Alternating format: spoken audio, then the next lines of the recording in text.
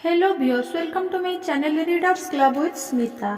आज हम Napoleon Hill का books practical step to think and grow rich book का थर्ड चैप्टर का फर्स्ट पार्ट पढ़ने जा रहे हैं, जिसका नाम है डर के 6 भूतों को हरा दें।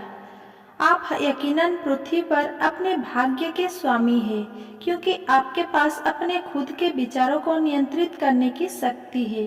अपनी सूची बनाएं और यह पता लगाएं कि आपकी राह में कितने भूत खड़े हैं। डर के 6 भूत से खुद को आजाद कर ले। इन दर्शनों के किसी भी हिस्से का सफल इस्तेमाल करने से पहले यह जरूरी है कि आपका दिमाग इसे ग्रहण करने को तैयार हो। तैयारी मुश्किल नहीं है। ये 3 शत्रुओं के अध्ययन, विश्लेषण और समझ से शुरू होती है, जिन्हें आपको हटा देना चाहिए। अनिर्णय, शंका और डर। छठी इंद्रिय तब तक कभी काम नहीं करेगी जब तक कि इन 3 नकारात्मक चीजों में से एक भी आपके दिमाग में रहेगी। इस अपवित्र तिकड़ी के सदस्य करीबी रूप से जुड़े हैं। जहां एक पाया जाता है, बाकी 2 भी करीब हो जाती है। अनिर्णय डर का अंकुर है। पढ़ते समय यह बात याद रखें। अनिर्णय शंका का रूप लेता है और दोनों मिश्रित होकर डर बन जाते हैं। मिश्रण की यह प्रक्रिया अक्सर धीमी होती है।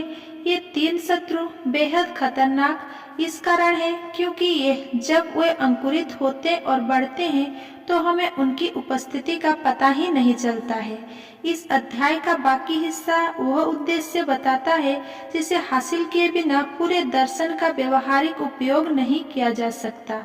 ये उस स्थिति का विश्लेषण भी करता है जिसने ढेर सारे लोगों को गरीबी में पहुंचाया है, और यह एक सत्य बताता है जिसे दौलत का संग्रह करने वाले सभी लोगों को समझ लेना चाहिए, चाहे इसे धन के संदर्भ में मापा जाए या पैसे से कहीं ज्यादा मूल्य वाली मानसिक अवस्था के संदर्भ में भी मापा जाए। इस अध्याय का उद्देश्य 6 बुनियादी डरों के कारण और उपचार पर ध्यान केंद्रित करना है। किसी शत्रु को जीतने से पहले हमें उसका नाम, उसकी आदतें और उसके रहने की जगह पता होनी चाहिए। आगे पढ़ते पढ़ते वक्त सावधानी से खुद का विश्लेषण करें और पता लगाएं कि क्या इन 6 आम डर में से कोई आपके भीतर जड़े जमा चुका है। इन सूक्ष्म शत्रुओं की आदतों से धोखा ना खाए। कई बार वे अवचेतन मन में छिपे रहते हैं, जहां उनका पता लगाना मुश्किल होता है और उनका उन्मूलन करना तो और भी ज्यादा मुश्किल होता है।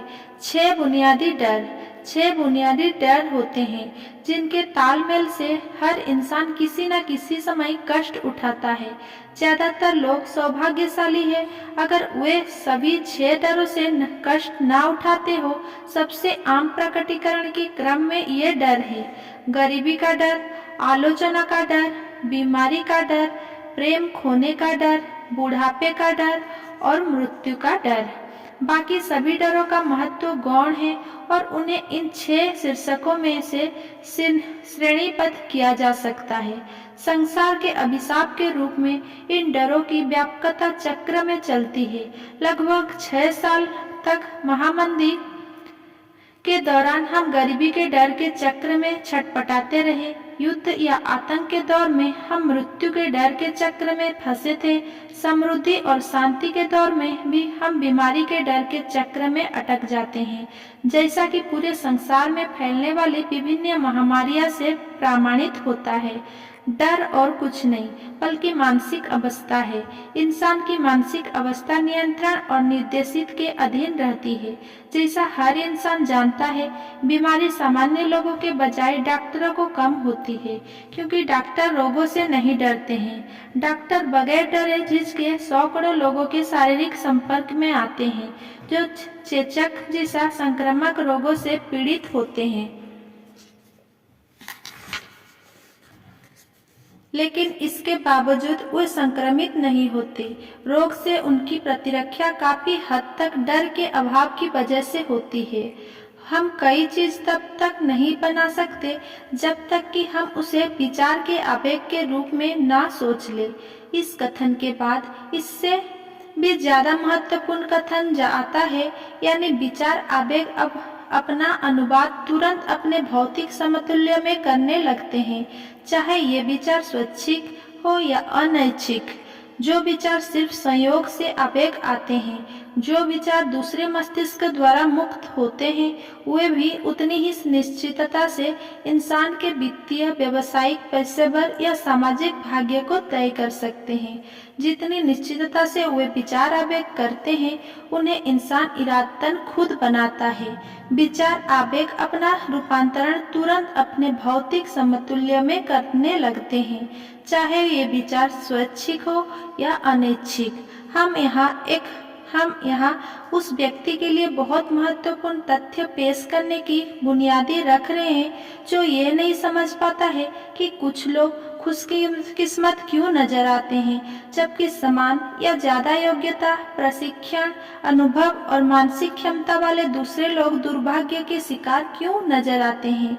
ये कथन इस तथ्य द्वारा स्पष्ट किया जा सकता है कि इंसान में अपने मन को पूरी तरह नियंत्रित करने की योग्यता होती है और इस नियंत्रण के साथ वो स्पष्ट रूप से अपना मन उन अनायास विचार आवेगों के लिए खोल सकता है जो दूसरे मस्तिष्क द्वारा प्रेषित किए जा रहे हैं, या इसके दरवाजे कसकर बंद कर सकता है तथा केवल अपने खुद के चुने हुए विचार आवेगों को ही दाखिल कर सकता है।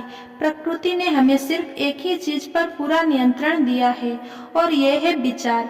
एक और तथ्य ये भी है कि लोग जो भी चीज बनाते हैं, हर चीज विचार के रूप में शुरू होती है। इन दोनों तथ्यों को मिला दे तो इंसान डर को जीतने के सिद्धांत को बहुत करीब पहुंच जाता है। अगर यह सच है कि हर विचार में भौतिक समतुल्य में बदलने की प्रवृत्ति होती है और ये शंका के किसी भी तार्किक दायरे से परे सच है, तो ये भी उतना ही सच है कि डर और गरीबी के विचार अब एक साहस तथा आर्थिक लाभ में रूपांतरित नहीं किए जा सकते। 1929 की वॉल स्ट्रीट मंदी के बाद अमेरिका और अन्य औद्योगिक देशों में लोग गरीब के बारे में सोचने लगे। धीरे धीरे लेकिन निश्चित रूप से यह सामूहिक विचार इसके भौतिक समतुल्य में बदल गया, जिसे डिप्रेशन कहा गया। प्रकृति के नियमों की पुष्टि के लिए यह होना ही था। अगर मेरा ये वीडियो आपको पसंद आया हो तो मेरा वीडियो को लाइक, कमेंट, शेयर करें और मेरा चैनल को सब्सक्राइब करें।